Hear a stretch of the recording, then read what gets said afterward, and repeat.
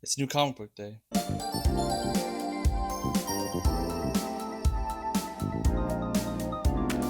So I thought I'd talk about everything I read in the last week, and then I can go over my pull list for today. So first we have Absolute Evil number one. I thought this was really cool seeing all the villain characters kind of come together.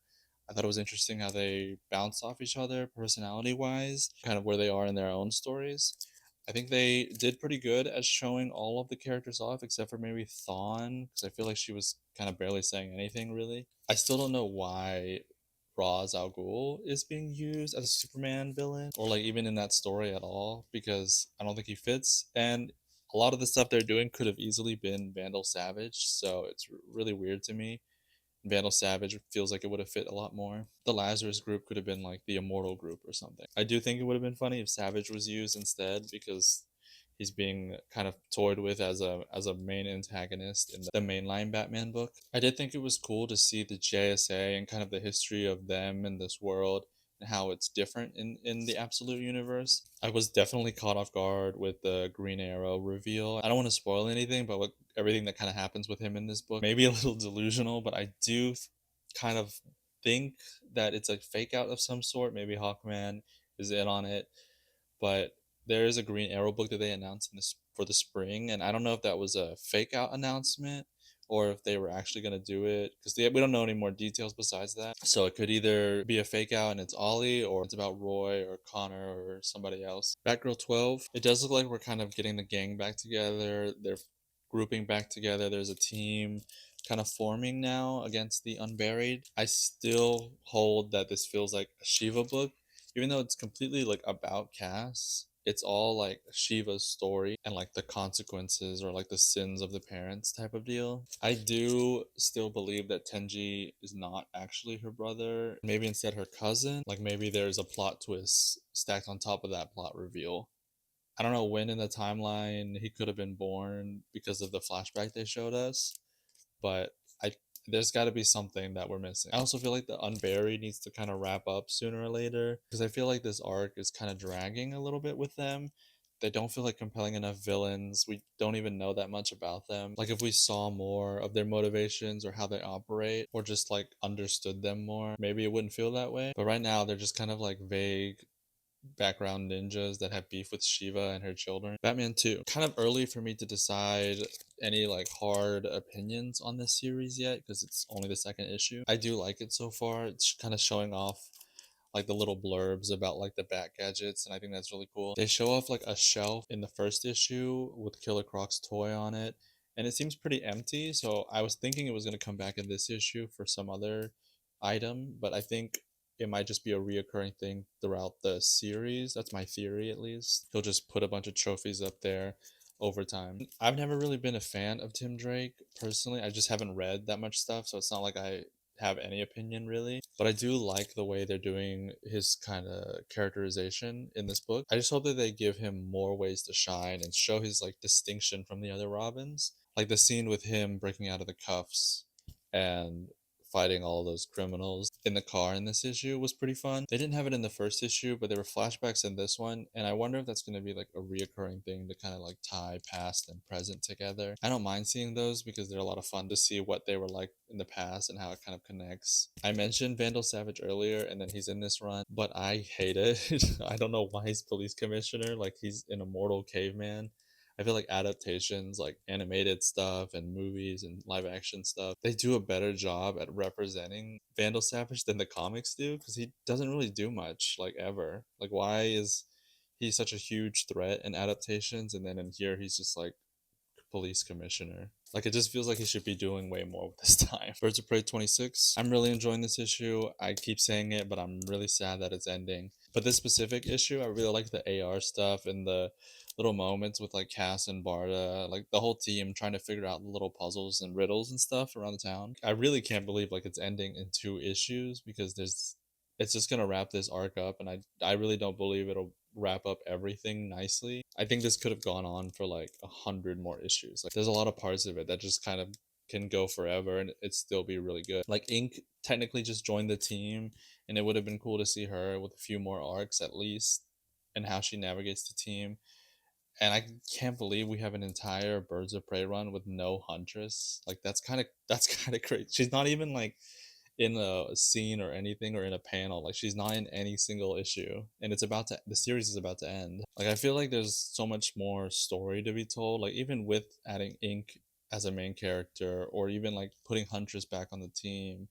I feel like Maps left too early, like the future version. She could have been on the team a little bit more, or even like they take up the younger version and do something with that. But yeah, it's like there's only two more issues left, so we'll just kind of. I mean, I'm just gonna get them. I really enjoy this series. I don't really understand why it's ending. It has to just be like a sales thing, which is really unfortunate, but it's how it is. Satanic Panic. This one is a lot of fun, but it's really just one of those collection stories where it's just a bunch of short stories together. In this one in particular, they kind of tie everything together in the last story in a way. It's very comedic. A lot of the stories are more lighthearted and comedic than I would have thought they would be. I do wish there was like more horror elements in the story. It was weird that it was like mostly lighthearted comedic stories, all with like happy endings and everything's not super. No one's in real danger really. Obviously, we have the Zatanna story. There's a Swamp Thing, John Constantine story, a Raven story. There's an Etrigan story. The Batman story was pretty nice. That one has very minimum dialogue, but it's very atmospheric. That was probably the closest to what I was expecting the whole book to be. There's also a Plastic Man story that is super lighthearted and just kind of a weird tone because there's stuff in that story that's really grotesque and really weird and they don't acknowledge it at all. That one is also probably close to what I was expecting, but that was also kind of lighthearted too. Spider Boy, this is, I don't know if there's any more issues in this series, but this is a reprint of an old series, Amalgam. If you don't know what Amalgam is, it's basically like back in, I think this is the 90s, Marvel and DC decided to combine their stuff together and do fun little Elseworlds, what if stories. And this one is Spider Man and Superboy. It was a really weird read because it's super exposition heavy and like them explaining things and dropping names and references to things to kind of get you familiar with the world. Like there's a part where a character is like, I'll clobber him. And then you're like, oh, okay, so that's Ben Grimm. That's the thing.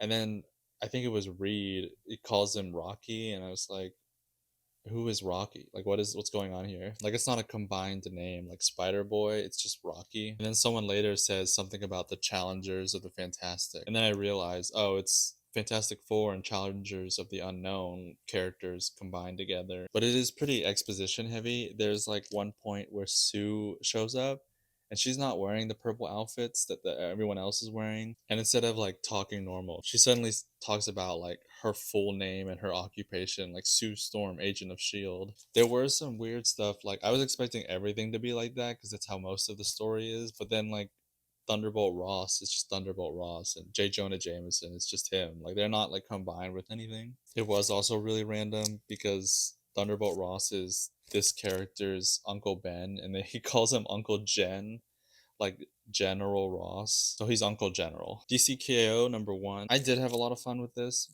but it is super like info dump. I'm definitely interested to see how the fights go, at least. I know it's info dump because they're just starting the event. They kind of have to explain how it works and what's going on and why they're doing what they're doing. I think if you were to just jump into this story without prior context, it might be a little confusing. Like they kind of just brush over things that people might have questions over, like why is Grodd here? Who is this skinny Doomsday? Why does Booster Gold have a beard? But I don't really think that stuff matters really to this contained story.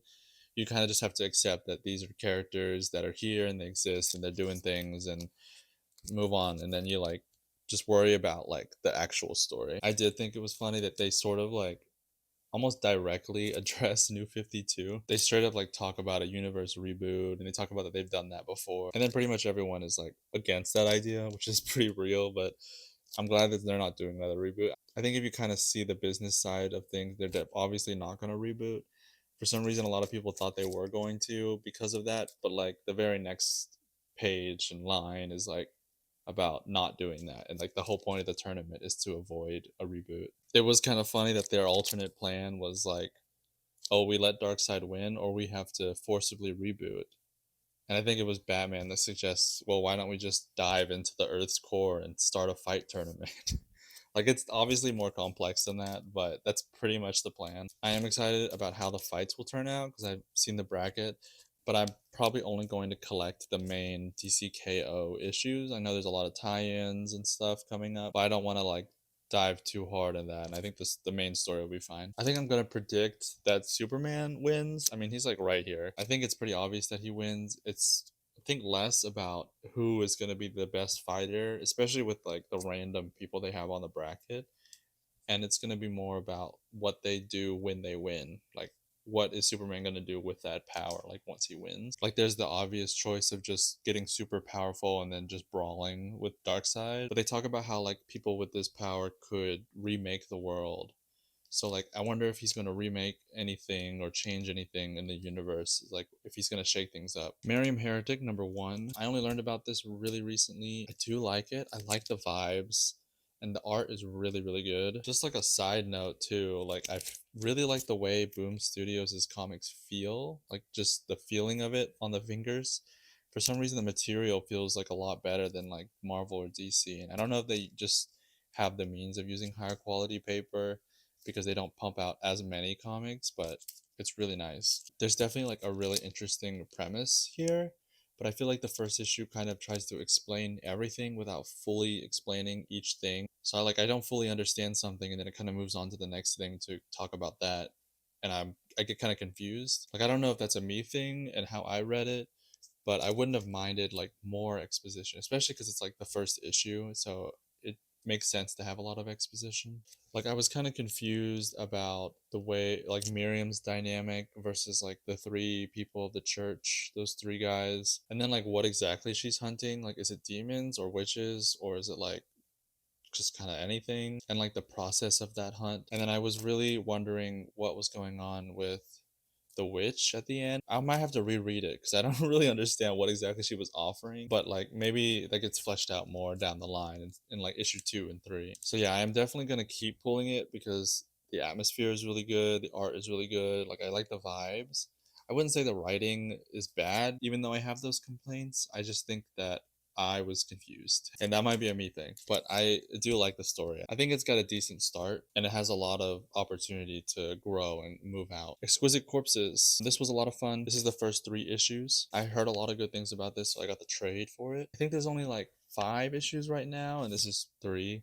So it's just most of it. Basically, the premise is like the richest families in the world are secretly like ruling everyone, and every few years they decide to hold like a battle royale tournament, and they like choose to hire a representative for their families, and whoever is like representative and whoever's team wins, like that family gets to rule the world for the next like few years.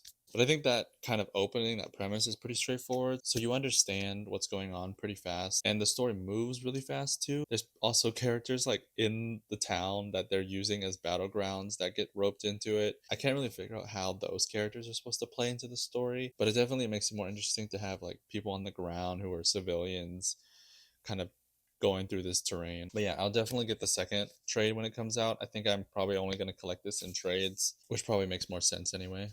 Nightwing Compendium. This is a behemoth of a book. This is a big one. This collects his first Nightwing run. I also did not read this in 1 week. I finished it this week. I've been reading it for a while and I have the second book. I just probably won't get to it right away because it's kind of a lot. And I want this story that I've read so far to kind of sink in first and take a break and then read the second one. And then I think there's a third one coming out spring of next year, sometime early next year. I definitely have a lot to say about this book, especially because Nightwing's my favorite character. And this is a big book, so there's definitely a lot I could say.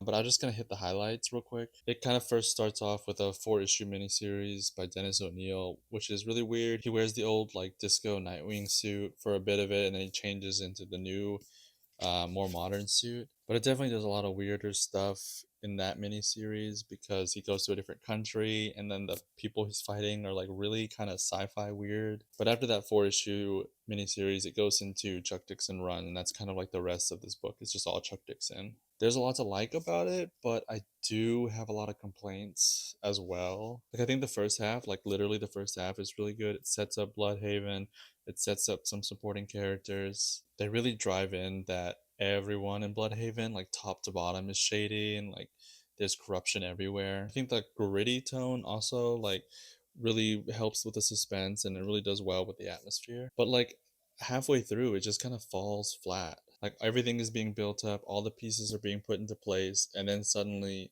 interrupted by like a bunch of mini stories for the rest of the book. Like major things get revealed, like Blockbuster gets revealed, Dudley gets his head twisted and around, and then they kind of built up this thing with a new love interest, Clancy, and then like halfway through you don't see like any of those characters again because it does a bunch of mini stories. First it gets interrupted by a Nightwing Huntress story, then it does tie-ins for Batman Cataclysm, then we go back to the main Nightwing story for like 2 issues, and then it gets interrupted by like Brotherhood of the Fist with Connor Hawke and Batman and Tim Drake. In those stories they have to deal with these random monkey ninjas and I have no idea what's going on, but Nightwing's part of it, so it's important. Like, and then there's like one-off issues that aren't really a part of the main arc, just the characters doing stuff. And then there's a tie-in to the Justice League 1 million stuff, and then it just kind of ends. Definitely, the second book is gonna go back to that, but I do wish there was some kind of cap off before we got to the mini stories instead of just suddenly being interrupted. Like, it should have had an arc end, and then we can lead into all those. But comics do this all the time. Like especially comic collections, you just suddenly are thrown into different stories because of the way they're released. So I should be used to it, but I still don't like it. It really kills the flow of the story, so it's really annoying. But yeah, that's kind of what happened in the book. Okay, my phone got on 1%, so I had to charge it. But this is my stack for this week. I got a pretty small stack, pretty regular size stack actually.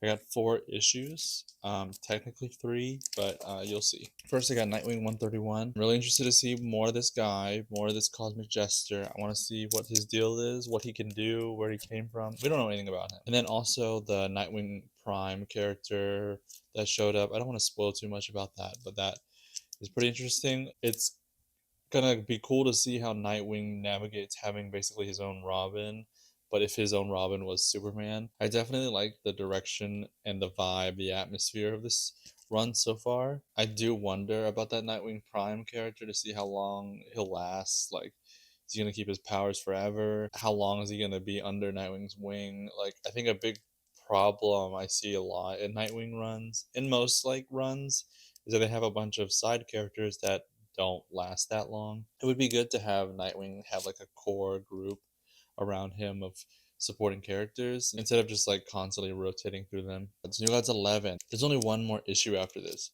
There's a lot of unanswered questions so far in the series, so I'm hoping this issue at least clears some stuff up. Like what's going on with the kid, what's going on with Maxwell Lord, why is he kind of weird? Seraphan and the Forever People, like what happened there? Not to mention what will happen with New Genesis and High Father, Darkseid, even like Light Ray. They're getting rid of some like major people and like it's really disrupting like everything about the New Gods. So it's kind of crazy that this is only gonna have like this and then issue 12 left because there's a lot to address. I'm hoping that there's gonna be some kind of follow up, maybe like another mini series, spin off, just something because this book does a lot that really affects like the status quo. And then my last two, technically one, is Power Rangers Prime. I have the regular cover and the variant cover of SPD. They've been making variant covers so far of the Ranger teams of the original series of the Power Rangers series. But I saw that I think next month also has one. But then after that, they stopped doing it. So I don't know why, because they're definitely not done with all the teams. I hope it's more of just a break and not necessarily like they're just going to stop. But I think there's a lot that I'm enjoying about this series. I think it moves at a really weird pace, though. I think some characters aren't getting the attention that they should, and then some storylines are being left off without really answering any of the questions. So I'm hoping like this issue, because they've introduced a new villain, it seems like a very major villain, that they will do more with the story, move it along, show some progress, and maybe have more team cohesion because everyone is so like dysfunctional right now. But yeah, that's my stack. That's all I got. Just these 4 issues. I'm going to read them all this week and maybe some trades. I'm hoping to knock out like a compact comic or two in my collection and maybe some trades as well, just because I want to try to see if I can get through my reading list for the month, see if I can go even further than that and get even more that I was planning to. That's what I got today. Let me know what you guys think, if you've read any of these and what you got, if you got anything recently. But that's it. But there's a lot of like weird.